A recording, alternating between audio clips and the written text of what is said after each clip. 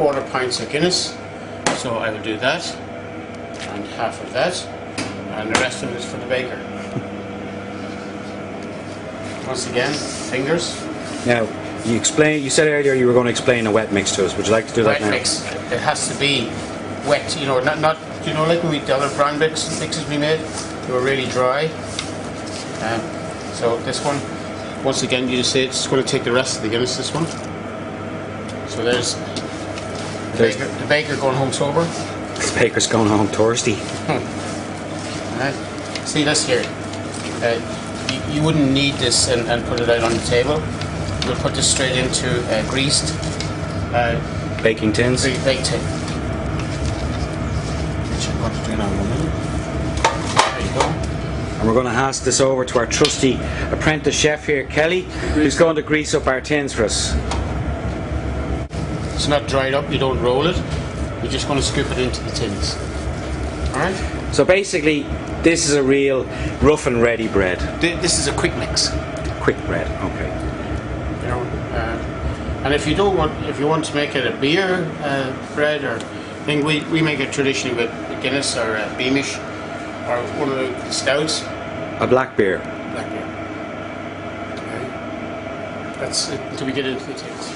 So now we finished off and we're actually putting our wet mix now into our baking tins. Putting them into loaf tins, you know, so as when they're finished cooking, they will form properly.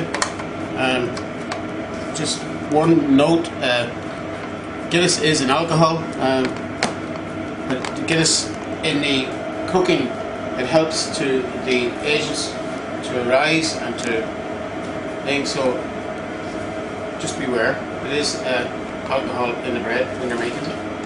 But basically, of course, the alcohol is going to burn off in the bread. What we really want out of this is the flavour of the Guinness. The flavour of the Guinness, you know, the hops and the barley, the hops and the yeast, what have you, to come through.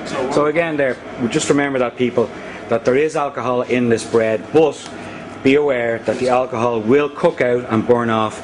What we're looking for is the flavour that the Guinness is giving to the bread itself. Okay. Now the reason we bang the tins is because... just to level them off. It's not that's a little bit too much in this one. So let's see, this one. And then just level them off again. So it just shows you equal quantity. So it's when you're putting something in the oven, if you're not sure, weigh them. Put them on a scale, weigh them, and then you know, because it's a wet mix, it'll find its own. A little bit of its own level, but not totally. And so you just give it a little pat down, a little helping hand. And of course, as well, when you have things that you're cooking in the oven that are both the same weight, they cook at the same time. Well risen. You know, we just do the dry test on it.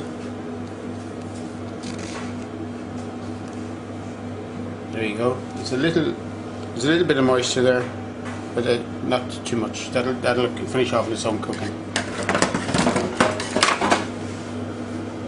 But the difference in this one, it says hollow, but it's a little bit damp. You know, you just feel it because it's been cooked in a tin. It's a little bit damp on the edges. Perfect. It comes out of the tin's nice. Again, what we're going to do is I'm just going to put this into the oven as it is for 1 minute. Just to dry it off all around, and then once again I will cover the top with a damp cloth.